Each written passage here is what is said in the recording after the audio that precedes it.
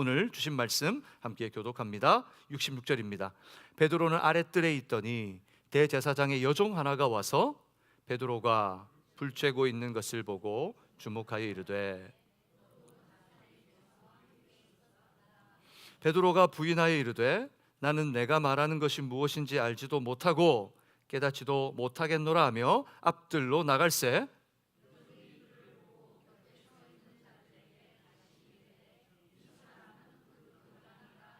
또 부인하더라. 조금 후에 곁에 서 있는 사람들이 다시 베드로에게 말하되 너도 갈릴리 사람이니 참으로 그 도당이니라.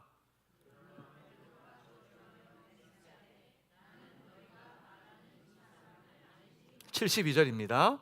닭이 곧 두 번째 울더라. 이에 베드로가 예수께서 자기에게 하신 말씀 곧 닭이 두 번 울기 전에 내가 세 번 나를 부인하리라 하심이 기억되어 그 일을 생각하고 울었더라. 아멘. 우리 좌우에 있는 분들에게 권면하겠습니다. 말씀이 능력입니다. 말씀이 소망입니다. 들려지는 이 소리에 우리의 영혼이 깨고 하나님의 말씀을 붙들 수 있는 오늘 이 시간 되기 바랍니다.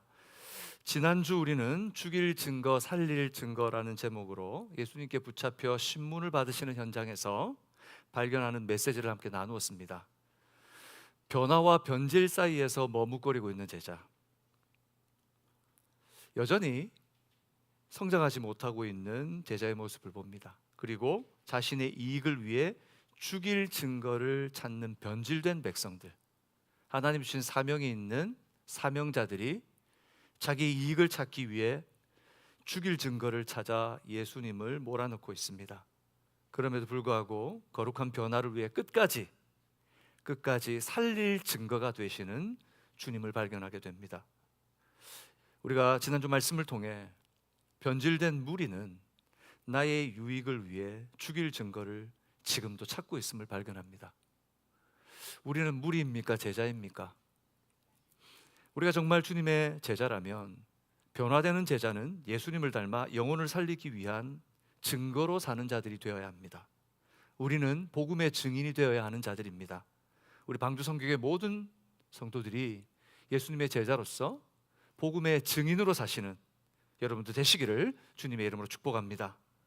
오늘도 이 말씀, 계속되는 그 현장에서 베드로의 모습 속에 주시는 메시지를 함께 나누려고 합니다. 오늘 말씀 우리에게 귀한 교훈이 되고 이 말씀이 들려질 때 여러분의 삶을 움직이는 말씀이 되시기를 소망합니다. 그렇다면 이 오늘 현장에서 주시는 계속되는 이 현장의 메시지는 뭡니까? 첫 번째, 주변의 시선을 빼앗길 때 두려움에 붙잡히게 된다는 것입니다. 주변의 시선을 빼앗길 때 두려움에 붙잡히게 됩니다. 우리가 정말 바라보아야 할 걸 바라보지 못하고 두리번 주변만 돌아보다가 두려움에 빠지게 됩니다. 늘상 그렇습니다. 주변의 환경 때문에 무너지고 흘러떠내려갑니다. 베드로는 담대한 마음으로 예수님께 붙잡혀 온 현장에 달려왔습니다. 그리고 모여있는 무리의 틈 속에 섞여서 아무도 눈치채지 못할 거라 생각했고, 이제 점점 차가워지는 밤 공기에 몸을 데우려고 사람들이 모여있는 불가로 가서 불을 쬐기 시작했습니다. 그런데 그 불빛에 베드로의 모습이 드러나고 말았습니다. 마가복음 14장 66절 67절에 보니까 베드로는 아랫뜰에 있더니 대제사장의 여종 하나가 와서 67절 같이 읽습니다. 시작. 베드로가 불 쬐고 있는 것을 보고 주목하여 이르되 너도 나사렛 예수와 함께 있었도다. 대제사장의 여종 하나가 알아봤습니다. 너 그와 함께 있었던 바로 그 나사렛 사람과 함께 있었던 그 사람 맞지? 여러분은 어떻겠습니까? 내가 숨겨놓았던 것, 꽁꽁 숨겨놓았던 것 들킬 때 어떻겠습니까? 우리 남편들 아내 몰래 비상금 숨겨놨는데 그것도 한 푼 두 푼도 아니고 내가 뭔가 쓸 거라고 거금을 숨겨놨는데 생각지 못한 어느 순간 들켰어요. 이거 뭐예요? 라고 물어보면 어떻습니까? 우리 아내분들, 남편들 몰래 쇼핑하다가 뭐 하나 사가지고 나중에 쓸 거라고 숨겨놨는데 생각지 못한 순간에 들켰어요. 사실 그냥 일상에 일어나는 아주 사소한 일이지만 그것보다 더 중요한, 우리의 마음에 누구도 보지 못하는 뭔가를 숨겨놨는데 내 마음이 들켜버렸어요. 그 부끄러운 게 들켜버렸을 때 여러분 어떤 마음이 들까요? 오늘 베드로는 자신의 신분이 탄로가 났습니다. 이런 순간 베드로의 심정을 흔히 우리가 눈앞이 깜깜해진다고 하죠. 눈앞이 깜깜해진다고. 베드로는 순간 눈앞이 깜깜해졌습니다. 진짜 깜깜해지죠. 머리가 하얘지고 무슨 말을 해야 될지도 모르고 내가 지금 무슨 말 하는지도 모르고 지금 이걸 무마시키려고 막 허둥대면서 말을 할 때가 있죠. 베드로도 그랬습니다. 위험을 감지한 베드로가 본능적으로 내뱉은 말이었습니다. 마가복음 14장 68절 말씀 우리 같이 읽습니다. 시작. 베드로가 부인하여 이르되 나는 내가 말하는 것이 무엇인지 알지 못하고 깨닫지도 못하겠노라 하며 앞들로 갈새. 베드로가 부인합니다. 본능적으로 예수님을 부인합니다. 어쩌면 우리는 굉장히 근사하게 예수님을 믿고 싶습니다. 난 좀 근사한 사람이 되어 가는 것 같고 근사해 보이려고 하고 또 근사하게 다른 사람들 내 모습이 인정되기를 바랍니다. 그런데 여러분 우리는 여전히 죄인들이며 연약합니다. 우리의 숨겨놓은 것들이 얼마나 많이 있습니까? 정말 숨겨왔던 것들이 들통날 때 베드로가 예수님을 부인하는 것처럼 우리도 이 상황에 흔들려서 주님을 부인할 때가 얼마나 많습니다. 지금 자신이 여겨왔던 목적도 잃어버리고 두려움에 붙잡혀서 마음이 녹아서 예수님 부인하고 있지 않습니까?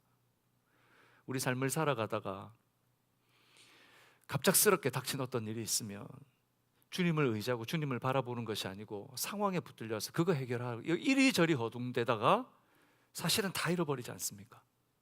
주님 말씀 붙들고 기도했다고 하는데도 불구하고 얼마나 자주 깨어지고 실망하고 실패하여서 넘어질 때가 많습니까?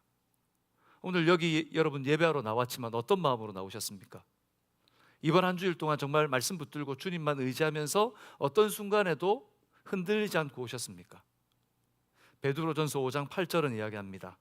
근신하라 깨어라 너희 대적 마귀가 우는 사자같이 두루 다니며 삼킬 자를 찾나니라 말하고 있습니다. 지금 마귀가 우는 사자같이 삼킬 자를 찾고 있습니다. 여러분 사자가 어떻게 사냥을 합니까? 풀숲에 숨어서 조용조용히 다가옵니다. 그리고 지켜봅니다. 무엇을 지켜봅니까? 무리 중에 떼 중에 가장 약한 놈, 가장 느리게 생긴 놈, 그걸 포착을 하고 표하면 울기 시작합니다. 어르렁거리기 시작하면 모두 다 도망가는데 정신없이 어디로 갈지 모르고 우왕좌왕하고 힘이 없어가지고 달리지 못하는 놈, 그 놈을 향해서 사자는 달리기 시작합니다. 사자는 장거리 선수가 아니고 단거리 선수입니다. 그래서 오랜 동안 이리저리 막 피할 수 있는 힘이 있으면 사자를 피할 수 있어요. 그런데 힘이 없으면 잡혀먹게 되는 거죠. 오늘 마귀가 우리를 그렇게 덤벼듭니다. 여러분 우리가 주변에 눈이 팔려서 정말 어디로 가야 될지 모르고 우왕좌왕하면서 신앙생활을 내가 하면서 내가 가고 있는지 안 가고 있는지 내가 어디 있는지도 모르고 내가 지금 어디에서 뭘 어떻게 주님 믿어야 되는지도 모르고 혹시 휩쓸려 가고 있다면 사단은 지금 우리를 노리고 있다는 사실을 기억하시기 바랍니다. 지금 우리에게 찾아와 어르렁거릴 겁니다. 그러면 한순간입니다. 한순간 악한 마귀는 우리의 마음을 완전히 사로잡아 무너뜨리려 할 겁니다. 하나님께 능력 있게 쓰임받던 선지자 엘리야를 기억하십니까? 그가 하나님의 영광을 위해서 우상 섬기는 제사장들 850명과 홀로 겨루었습니다. 850대 1, 이 말도 안 되는 게임입니다. 우리가 아는 스포츠들 중에 이렇게 많은 선수들이 나와서 뛰는 경기가 있습니까? 그리고 이렇게 불공평한 경기가 있습니까? 850대 1. 근데 그건 엘리야가 자초했습니다. 다 나오라고. 내가 하나님을 위해 싸우겠다고. 예를 들면 850명이 와가지고 엘리야에게, 제가 이제 주일학교 애들 설교를 하면서 예전에 그런 예화를 한 적이 있어요. 850명이 엘리야와 싸우면서 가위바위보 해서 진 사람에게 땡꼬를 때린다고 하면 엘리야는 그 땡꼬만 맞아도 죽을 거라고. 절반을 이긴다고 해도 절반이 몇 대입니까? 400대만 맞으면 우스갯소리지만 게임이 안 되는 경기입니다. 그런데 어떤 일이 벌어졌습니까? 하나님께서 하나님의 권능으로 임하셔서 엘리야에게 승리를 안겨줬습니다. 이방 선지자들은 모두가 물가로 내려가 숙청당했습니다. 완전한 승리를 얻었죠. 그런데 당시 아합의 사악한 아내 이세벨 한마디에 완전히 꼬꾸라집니다. 열왕기상 19장 1절에서 3절에 보면 그 사건을 이렇게 기록하고 있습니다. 1절에 아합이 엘리야가 행한 모든 일과 그가 어떻게 모든 선지자를 칼로 죽였는지를 이세벨에게 말하니. 지금 누가 왕입니까? 아합이 왕이에요. 근데 아합이 누구한테 일러줬다고요? 자기 아내 이세벨에게. 실권자는 누구였다? 이세벨. 여러분, 얼마나 대단한 여자였는지를 우리는 이 사건 속에서 볼 수가 있습니다. 근데 2절에 보니까 그 이세벨이 이렇게 말합니다. 우리 같이 읽겠습니다. 시작. 이세벨이 사신을 엘리야에게 보내어 이르되 내가 내일 이맘때 반드시 네 생명을 저 사람들 중 한 사람의 생명과 같게 하리라. 그렇게 하지 아니하면 신들이 내게 벌 위에 벌을 내림이 마땅하니라 한지라. 비선실세 이세벨, 왕권을 쥐고 흔들며 나라를 흔들 수 있는 권력을 가진 여자. 그가 뭐라고 얘기합니까? 내일 이맘때, 그때까지는 네가 살아있을지 모르겠지만 이제 그때가 되면 넌 죽는다. 그 한마디를 듣고 나서 하나님의 이런 놀라운 역사를 경험했던 엘리야가 3절에 보니까 그가 이 형편을 보고 일어나 자기의 생명을 위해 도망하여 유다에 속한 브엘세바에 이르러 자기의 사원을 그곳에 머물게 하고, 그가 이 형편을 보고, 지금까지 하나님을 바라보았던 엘리야가 이 형편을 보았습니다. 이 상황을 바라보니까 내가 살 수 없겠는 거예요. 두려움이 임하고 죽을 것 같아 도망가게 됩니다. 여러분, 우리의 눈이 상황을 보게 되면 그 순간 두려움에 휩싸이게 됩니다. 어떤 상황에 처해 계십니까? 어떤 상황을 만나셨습니까? 그 상황을 보니 도저히 하나님이 살아계시지 않는다고 생각이 듭니까? 그렇게 우리의 마음을 유혹합니까? 여러분 기억하십시오. 그것에 속는 순간 우리는 두려움에 압도되어 사탄의 먹이가 된다는 사실을 기억하십시오. 베드로 사도는 그래서 만물의 마지막이 가까웠으니 더욱 깨어 있으라고 선포하는 것입니다. 정확히는 정신을 차리고 깨어 있으라고 말했습니다. 우리 옆 사람에게 정신 차리고 깨어 있읍시다. 제 말이 아닙니다. 베드로 사도의 말입니다. 여러분 혹시 안전하다고 생각하십니까? 나는 안전하다. 나는 신앙생활하면서 나는 이 정도 살고 있고 나는 지금 이렇게 나는 안전해.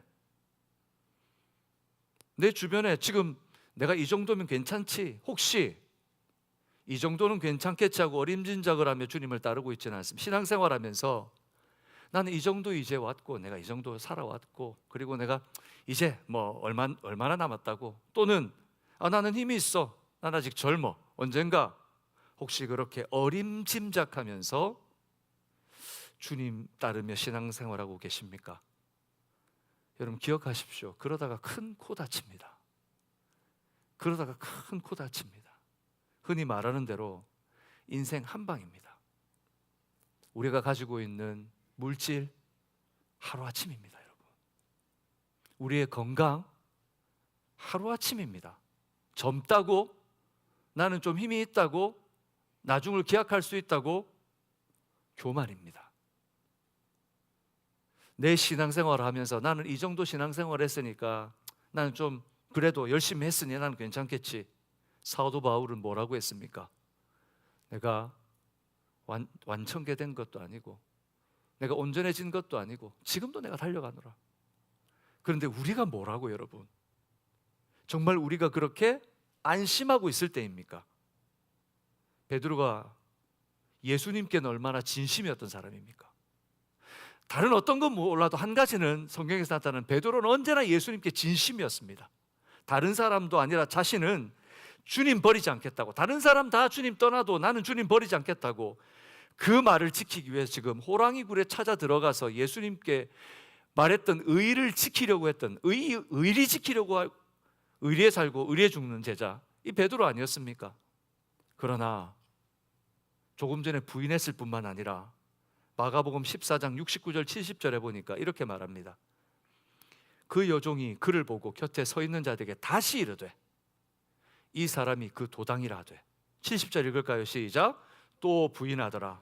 조금 후에 곁에 서 있는 사람들이 다시 베드로에게 말하되 너희 갈릴리 사람이니 참으로 그 도당이라.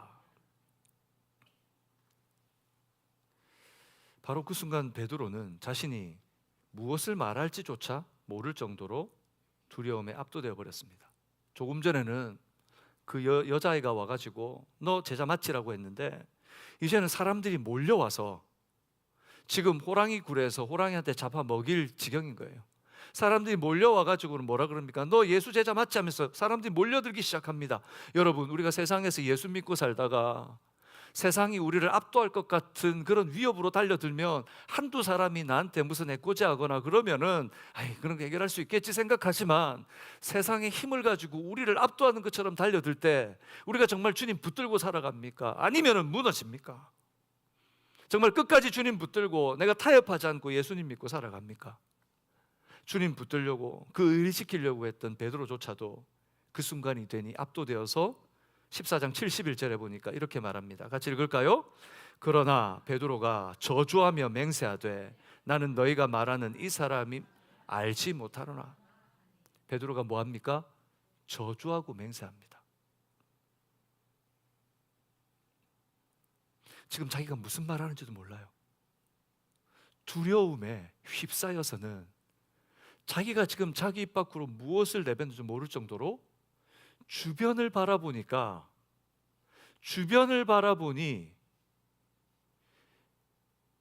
모든 것이 까맣게 다 잊혀져 버리는 거예요. 여러분, 무엇을 바라보고 신앙생활 하십니까? 여러분의 초점이 어디에 있습니까? 혹시 주변에 있는 문제들, 생활에 있는 문제들, 인간관계의 문제들, 내 육신의 문제, 내 미래의 문제, 내 자녀의 문제, 인생의 문제 때문에 그거에 허덕이면서 혹시 살고 있지 않습니까? 문제는 있지만 문제를 바라보며 문제에 압도되면 우리는 두려움에 갇혀 살게 됩니다. 예수님을 믿는다고 해서 예외가 아닙니다. 나 예수 믿으니까 나는 예수 믿으니까 다 해결할 수 있어. 여기 있는 분들 다 한번 이 말을 들으면 아니라는 걸 아실걸요. 예수 믿으면서도 얼마나 우리가 많이 쓰러졌습니까? 얼마나 많이 넘어졌습니까? 이번 한 주일도 어쩌면 넘어졌을지 모르겠습니다.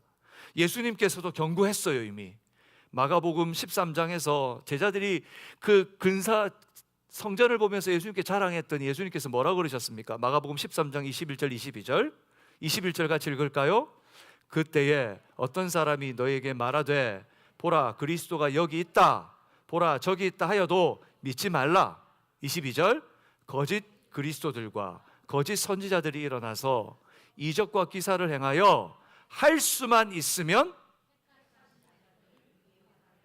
누구를 미혹한다고요?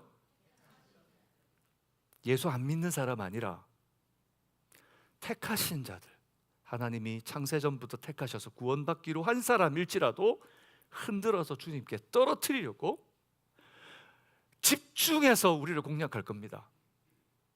제자훈련을 시작하면 처음에는 하나님의 은혜가 큽니다. 말씀이 들어오고 그에 대한 기대가 있으니까요. 그런데 여러분, 그 하나님을 향한 마음을 떨어뜨리려고 얼마나 마귀가 우리의 삶에 끼어드는지 모릅니다. 없던 약속이 생기고 없던 일들이 일어나고 내 마음에 한 번도 경험해 보지 못한 전쟁을 발견하게 됩니다. 말씀으로 들어가면 들어갈수록 악한 마귀가 흔들어대면서 그 하나님의 말씀으로 성장하지 못하도록 우리를 잡아 끌어내리는 것을 발견하게 됩니다. 그게 뭔지 잘 모르겠는데요, 훈련 한번 해보세요. 뭔지 발견하게 될 겁니다. 혹시 저는 예수 믿어서 평안합니다, 그러면 나를 돌아보세요. 정말 내가 말씀 붙들고 말씀대로 살고 있는가? 악한 마귀는 우리를 뒤흔들어 놓습니다. 우리 주님의 경고하신 말씀을 가벼이 여기지 마십시오. 흘려 듣지 마십시오, 여러분. 주님께서 분명히 말했습니다. 할 수만 있으면 택하신 자라도 미혹하려 할 것이다. 그러니 우리는 주변을 둘러보는 순간 넘어집니다. 허리를 빳빳이 세우고 하나님 앞에서 교만한 마음으로 살면 안 됩니다. 허리를 낮추십시오. 몸을 낮추십시오. 몸을 바짝 낮추어서 주님 앞에 겸손히 사십시오. 여러분, 바짝 몸을 낮춘 사람은 넘어져도 많이 안 다쳐요. 그런데 뻣뻣이 있는 사람들, 특별히 키가 큰 사람들, 높이 있으면 높이 있을 수 있도록 떨어지면 많이 다쳐요. 우리가 하나님 떠나서 주변에 함몰되어 가지고 세상의 것들로 눈이 멀어서 높이 올라가면 높이 올라갈수록 그만큼 넘어질 때 얼마나 고통스러운지 몰라요. 주변에 함몰되지 마십시오. 여러분, 그 두려움은 우리를 압도하여 주님에게로부터 떨어뜨리게 할 겁니다. 그러니 겸손하신 여러분들 되시기를 주님의 이름으로 축복합니다. 고린도전서 10장에는 이렇게 말합니다. 그런즉 선줄로 생각한 자는 넘어질까 조심하라. 좌우에 있는 분들에게 이렇게 권면합시다. 조심하세요. 조심하세요, 여러분. 조심하세요. 겸손하세요. 오늘 그 하나님의 말씀이 여러분의 심령에 들리기를 주님의 이름으로 축복합니다. 두 번째, 두려움. 이 주변을 둘러보다가 두려움에 붙잡히면 어떻게 되는가? 우리의 발은 은혜 밖을 향하게 됩니다. 두려움에 붙잡히면 우리가 지금 가야 될 방향의 반대 방향을 향해 달려가게 된다는 거예요. 정확히는 어디로 달려가는지도 몰라요. 두려워가지고 혼비백산하며 어딘가로 뛰어가게 됩니다. 주님의 경고와 진리의 말씀에도 불구하고 가랑비 옷 젖듯이 나도 모른 채 두려움이 내 생활 속으로 침투해 들어옵니다. 봄철이 되면 그냥 흩내리는 비, 이 가랑비에 처마 밑에서 숨어 봅니다. 하지만 머리로 내리는 물줄기는 피하는데 바람에 불어서 내 몸에 닿는 이 물들은 어떻게 피할 방법이 없어요. 근데 비가 나한테는 오지 않겠지 하고 서 있다 보면 바짓가랑이가 흥건히 젖어 있는 것을 발견합니다. 언제 젖었는지도 모르겠는데 그 가랑비에 내 옷이 흠뻑 젖어 있어요. 이 베드로가 숨길 수 있다고 생각했는데 자신의 신불이 들통났을 때 그때서야 깨달아요. 요한복음 18장 26절에 보니까 그를 알아보았던 무리 중에 이런 사람이 있었어요. 같이 읽겠습니다. 시작. 대제사장의 종 하나는 베드로에게 귀를 잘린 사람의 친척이라 이르되 내가 그 사람과 함께 동산에 있는 것 내가 보지 아니하였느냐. 무슨 말입니까? 점점점 몰려왔는데 그 사람들 중에 한 사람이 누구였다고요? 베드로가 그 겟세마네 동산에 귀를 잘랐던 말고의 사촌이었어요. 가족이니까, 자기 가족이니까 그 순간 어떻겠습니까? 누구보다도 더 빨리 말고에게 달려가서 그를 막 부축하며 잡으면서 베드로의 얼굴을 빤히 쳐다봤을 겁니다. 그 사람은 베드로를 알고 있어요. 너 나 얼굴 봤잖아. 너 그 사람 맞지라고? 불빛이 있는데 달려들어서 베드로에게 말하는 순간 베드로는 이제 완전히 마음이 녹아서 그 자리를 뜹니다. 마가복음 14장 68절 같이 읽어볼까요? 베드로가 부인하여 이르되 나는 내가 말하는 것이 무엇인지 알지 못하고 깨닫지도 못하겠노라 하며 어디로? 앞들로 갈새. 여기 보니까 처음에 들어갈 때는 아랫뜰에 있었는데 지금 베드로가 앞뜰로 나왔어요. 아랫뜰은 어디고 앞뜰은 어딥니까? 아랫뜰은 예수님이 신분 받는 쪽 가까이에 있는 저 집 안쪽에 있는 뜰을 말합니다. 앞뜰은 어떤 것이냐? 우리가 누군가의 집에 들어갈 때 집 앞에 있는 뜰이 있죠. 여러분, 앞뜰이라 그런 겁니다. 한마디로 말하면 그 앞뜰은 내가 원하면 언제나 대로변으로 통해서 도망갈 수 있는 곳. 베드로는 점점 더 어떻게 합니까? 예수님께 멀찍이 섰을 뿐만 아니라 두려움에 휩싸여서 더 바깥으로 나가고 있습니다. 복음서를 듣다 보면 특별히 사복음서, 요한복음까지 이 사건을 모두가 기록해요. 그런데 이 모든 복음서에 성령께서 이 복음서의 저자를 통해 감동시키셔서 이 사건들을 기록하게 하셨을 때는 이 정황을 설명하려고 기록한 게 아니에요. 베드로가 두려워가지고 도망갔다? 이걸 설명하려고 하는 것이 아닙니다. 여기에는 영적인 메시지가 담겨져 있어요. 우리의 구원과 관련된 영적인 메시지를 가르쳐 주시기 위해서 성령께서 우리에게 주신 말씀이에요. 이게 무슨 의미입니까? 무슨 의미가 담겨져 있습니까? 세상이 주는 환경에 압도되게 되면, 세상이 말하고 있는 그 환경을 바라보며 압도되게 되면, 두려우며 떨게 될 때 우리 누구도 구원의 주요 온전케 하시는 예수님으로부터 멀어져 갈 수밖에 없다는 것을 보여주는 것입니다. 누구도 여러분 장담할 수 없습니다. 여기 있는 여러분, 제가 장담하건대 정말 주님이 오실 때 끝까지 예수 그리스도 안에서 믿음을 지키시는 여러분 되시기 바랍니다. 근데 성경은 말합니다. 내가 올 때에 믿음을 보겠느냐? 예수님이 하신 말씀입니다. 내가 다시 올 때 믿음을 보겠느냐? 이 한마디는 우리에게 경종을 울립니다. 두려워 떨며 주변을 바라보며 베드로처럼 더 바깥으로 두려움에 붙잡히면 은혜를 은혜로 깨닫지 못하고 은혜 밖으로 뛰쳐나가 버린다는 겁니다.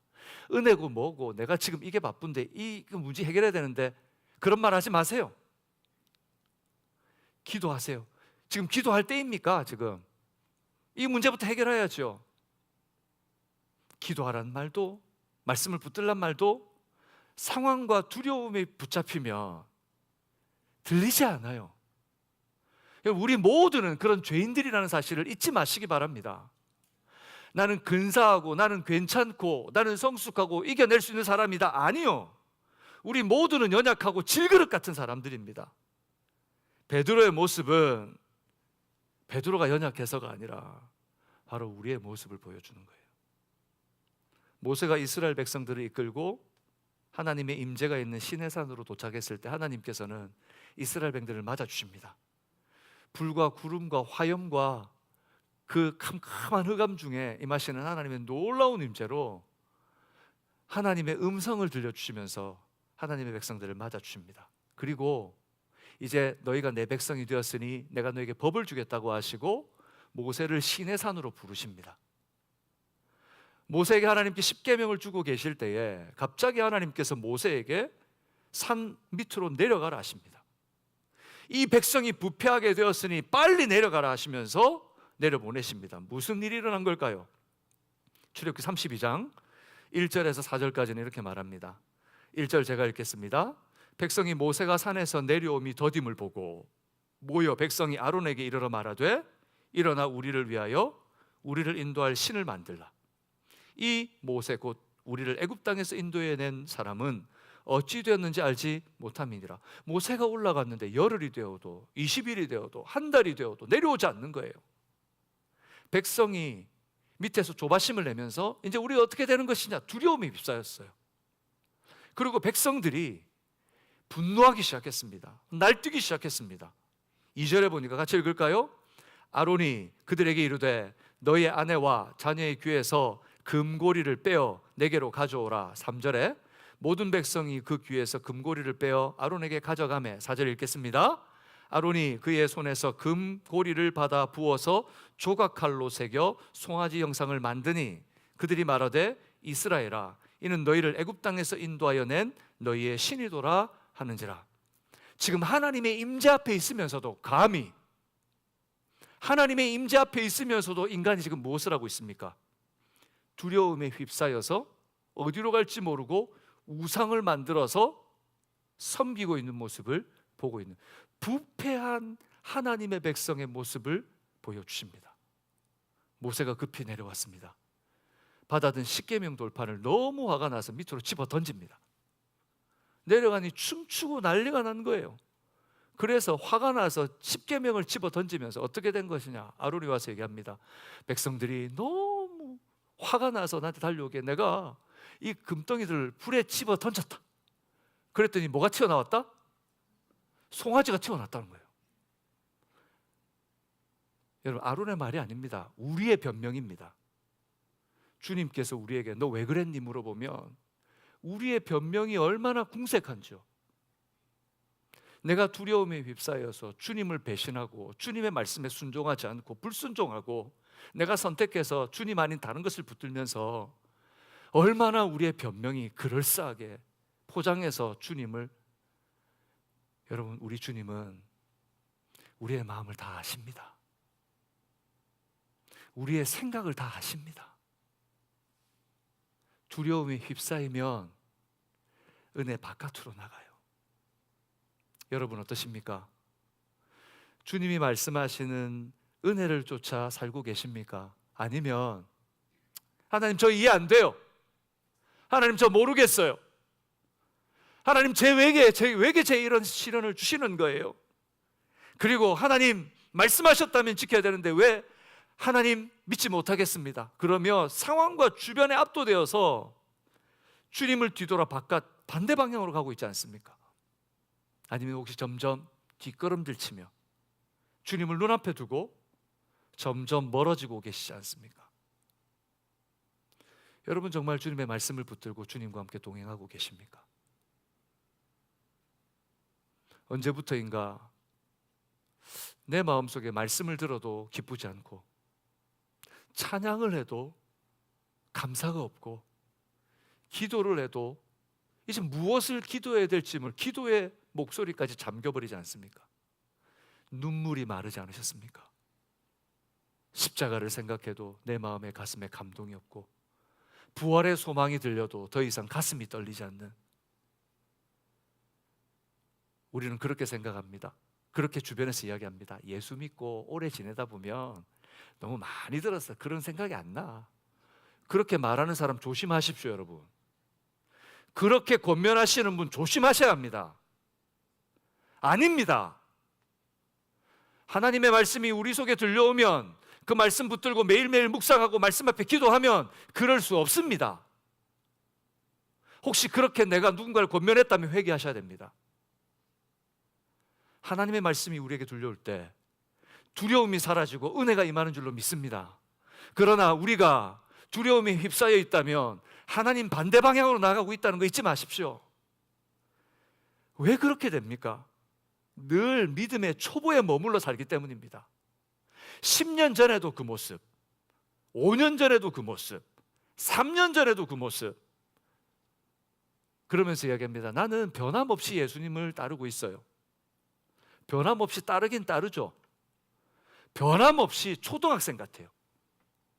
변함없이 어린아이 같아요. 교회 와서 이거 주세요, 저거 주세요, 이거 섬겨주세요, 저거 섬겨주세요.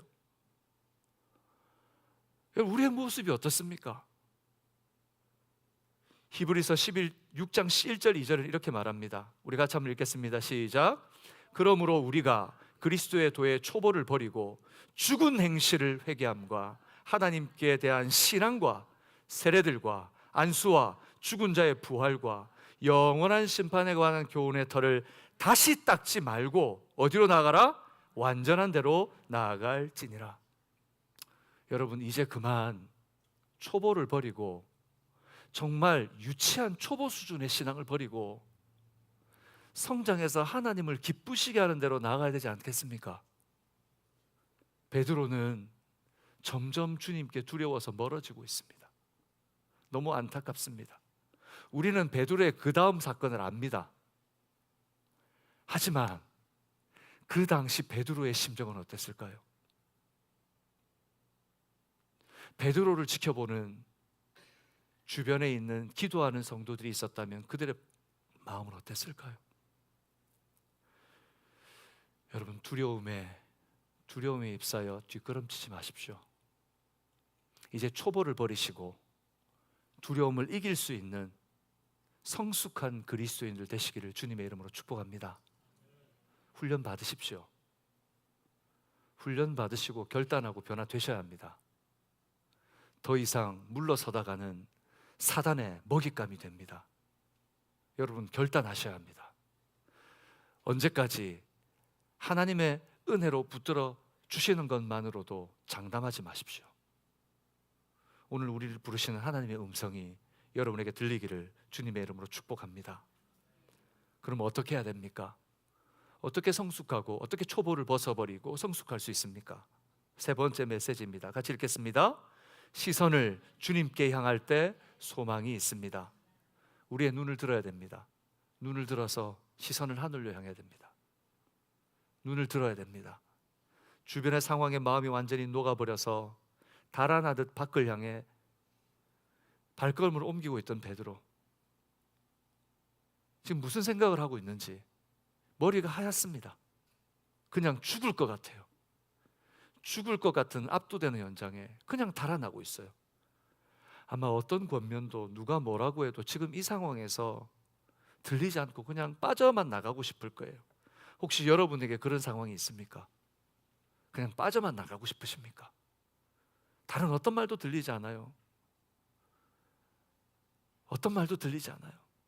그냥 이것만 빠져나가면 좋을 것 같아요. 저와 함께 사역하는 어떤 목사님이 허리에 디스크가 있었습니다. 사역을 하지 못하고 늘 사역 출근을 했는데 방에서 누워 있었어요. 우스갯소리지만 이렇게 얘기를 하는데, 내가 이 허리만 낫게 해주겠다면 하나님 아니고 누구라도 믿겠다고. 얼마나 고통스러웠으면, 그냥 농담처럼 주고받는 말이었지만 정말 우리의 삶에서 일어나는 말 아닙니까? 정말 이거 해결해 준다면, 이거 해결해 준다면, 이 문제 해결해 준다면, 이 문제만 해결할 수 있다면, 이게 우리의 모습 아닙니까? 베드로도 다른 게 보이지가 않았습니다. 베드로에게 정말 어둡고 두려우며 무거운 밤이었을 겁니다. 그 짧은 몇 시간을 마치 온 인생의 짐을 지고 압사되는 것 같은, 영혼이 짓눌려 죽을 것 같은, 근데 어느덧 시간이 흘러 저기 동이특이 오기 시작합니다. 날이 밝아옵니다. 여러분, 이때도 지나감을 잊지 마시기 바랍니다. 다 지나갑니다. 어둠이 짙으면 이제 아침이 밝아오는 겁니다. 아침이 밝아올 때 힘찬 수탉의 울음소리가 들립니다. 그때 마가복음 14장 71절 72절에 이렇게 기록합니다. 우리 한 목소리로 나의 고백인 것처럼 같이 읽어볼까요? 닭이 곧 두 번째 울더라.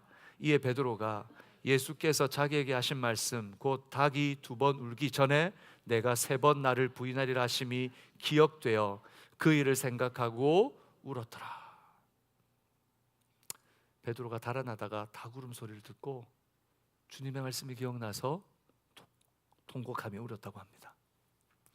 근데 제가 신앙이 어릴 때 이걸 생각하면서 베드로 대단하다. 그 닭소리 한 번에 기억할 수 있을까?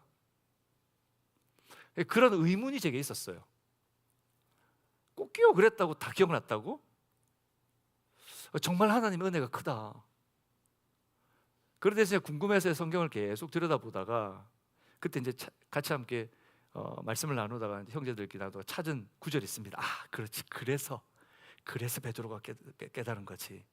바로 누가복음에는 한 가지를 더 우리에게 알려주고 있습니다. 누가가 가진 이 의사의 날카로운 분석으로 그때의 상황을 하나 더 들려줍니다. 누가복음 22장 61절 말씀입니다. 같이 읽겠습니다. 시작. 주께서 돌이켜 베드로를 보시니 베드로가 주의 말씀 곧 오늘 닭 울기 전에 내가 세 번 나를 부인하리라 하심이 생각이 나서, 도망가다가 날이 밝아올 때 베드로의 눈이 누구와 마주쳤습니까? 그리고 닭이 울기 시작합니다. 순간 모든 것, 베드로 주님께 시선을 마주치는 순간 그때 제정신이 들었습니다. 주님의 말씀이 생생하게 기억이 났습니다. 그의 얼굴, 그 눈빛을 보는 순간, 그 선생님의 얼굴을 보는 순간 통곡하며 눈물을 흘립니다. 자기의 부끄러운 그 모습에 주님 앞에 통곡을 합니다. 그 통곡하는 그 베드로를 보며 주변에 있는 사람들이 어떻게 보았을까요? 여러분, 우리가 주님 만나면 통곡하게 됩니다. 예수님을 만나면 주님을 따라 살지 못하는 내 모습이 너무 부끄러워서 주님 앞에 통곡하게 됩니다. 주님, 제가 이런 사람이었군요. 제가 이것밖에 안 되었군요. 그 주님을 만나는 순간 정말 주님 앞에 통곡하게 됩니다. 그리고 또 한 가지, 왜 저 같은 사람을 구원해 주십니까? 제가 뭐라고요?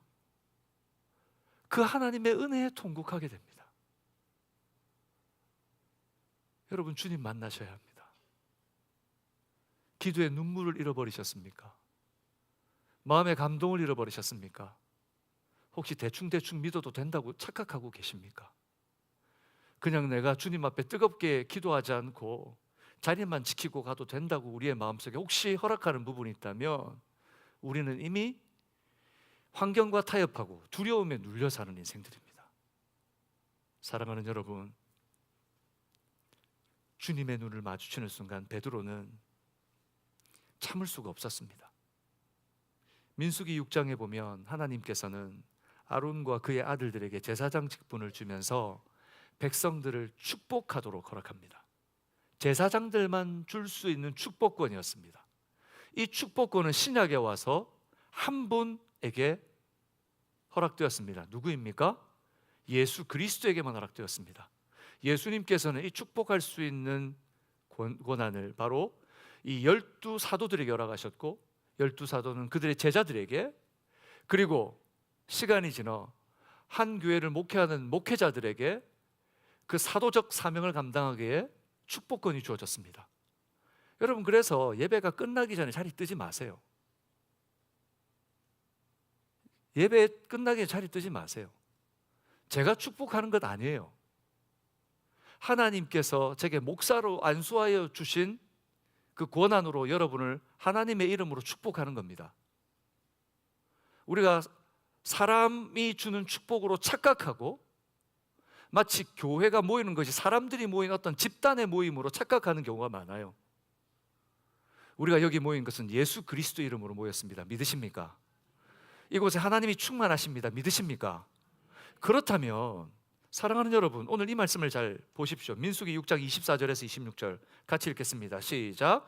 여호와는 내게 복을 주시고 너를 지키시기 원하며 여호와는 그의 얼굴을 내게 비추사 은혜 베푸시기를 원하며 26절 여호와는 그 얼굴을 내게로 향하여 드사 평강 주시기를 원하노라 할지니라 하라. 이 축복이 여러분에게 임하기를 주님의 이름으로 축복합니다. 예수 그리스도의 눈을 마주쳤다. 그것은 무슨 얘기를 하는 겁니까? 하나님의 얼굴을 바라보는 바로 이 광경을 표현해 주고 있는 겁니다. 하나님의 임재를 경험할 때, 하나님의 임재를 맛볼 때에 하나님께서 무엇이 은혜인지 발견하고 우리의 믿음의 정신을 차리게 하시는 겁니다. 사랑하는 여러분, 여호와의 얼굴을 향한다는 것은 바로 하나님의 임재를 얘기하는 것입니다. 하나님의 임재가 있을 때 에스겔 골짜기의 마른 뼈들이 큰 군대가 되는 기적이 일어나는 겁니다. 저는 우리 교회가 능력 있게 쓰임 받는 것은 한 가지 방법밖에 없습니다. 하나님의 임재를 경험하는 예배를 회복하고 하나님의 임재를 경험하는 개인의 삶을 살아내는 겁니다. 그것 아니고는 다른 방법이 없습니다. 하나님의 임재가 있을 때 부름 기둥과 굴 기둥으로 하나님께서 40년 동안 한결같이 이스라엘 백성들을 지켜주셨습니다. 내 삶이 평안하고 싶습니까? 내 삶이 은혜 가운데 있고 싶습니까?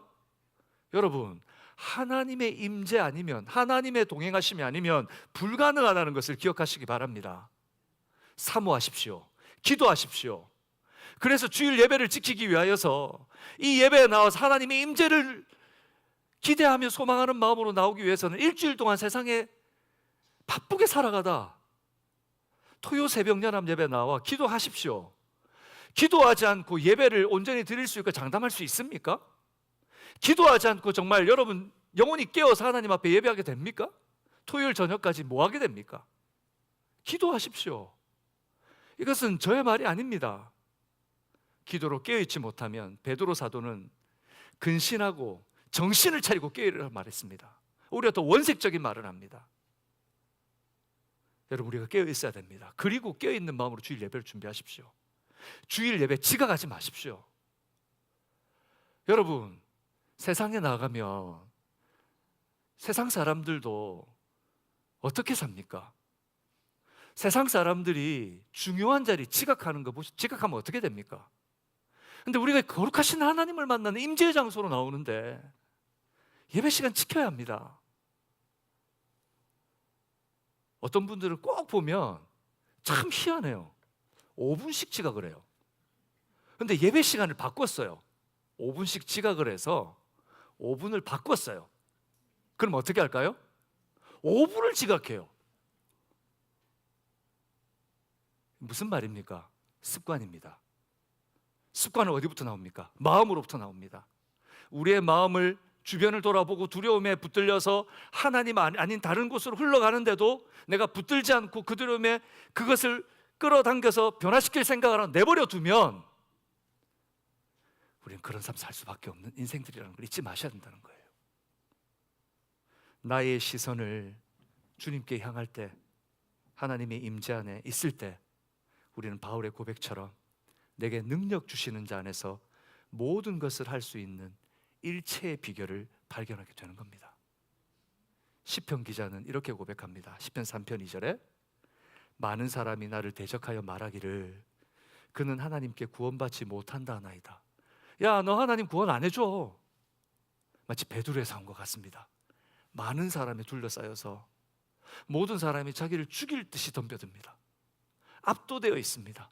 그런데 이 시편 기자는 뭐라고 얘기합니까? 시편 3편에서 3편 5절 6절 말씀입니다. 함께 읽겠습니다. 시작. 내가 누워 자고 깨었으니 여호와께서 나를 붙드심이로다. 천만인이 나를 애워싸 진친다 하여도 나는 두려워하지 아니하리이다.